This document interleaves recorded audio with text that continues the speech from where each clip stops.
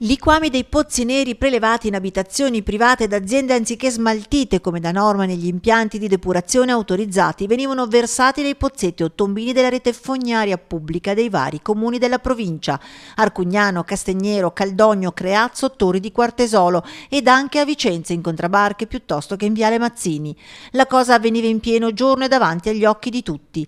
A smascherare il sistema criminale è stata la Guardia di Finanza. Un fenomeno è stato appurato trasversalmente in tutto il settore dello smaltimento di liquami e di reflui della provincia. 5 le società coinvolte, 8 i soggetti tra soci e titolari denunciati per il reato di danno ambientale e furto aggravato. Sequestrate 6 autobotti per un valore complessivo di 400.000 euro. Oltre un centinaio gli episodi accertati dalle Fiamme Gialle anche attraverso filmati, fotografie e pedinamenti.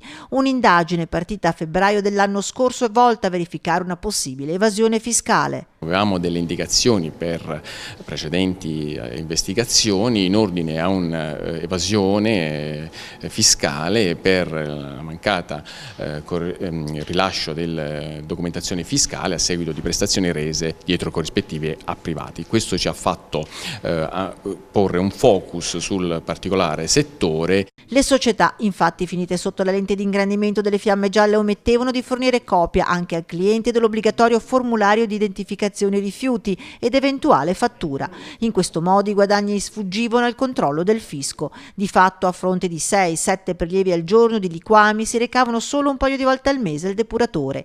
Da qui partirà anche l'accertamento fiscale in capo alle diverse società. Non contenti tra queste c'era anche chi è arrivato a rubare l'acqua pubblica manomettendo gli idranti usati dai vigili del fuoco per spegnere gli incendi. Questo furto avveniva per riempire le autobotti e farne poi un uso o per le disotturazioni o per il lavaggio delle autobotti stesse. Nei loro confronti potrebbero agire anche le stesse amministrazioni locali danneggiate dal versamento delle fogne pubbliche e al loro intasamento, che potrebbero revocare le autorizzazioni.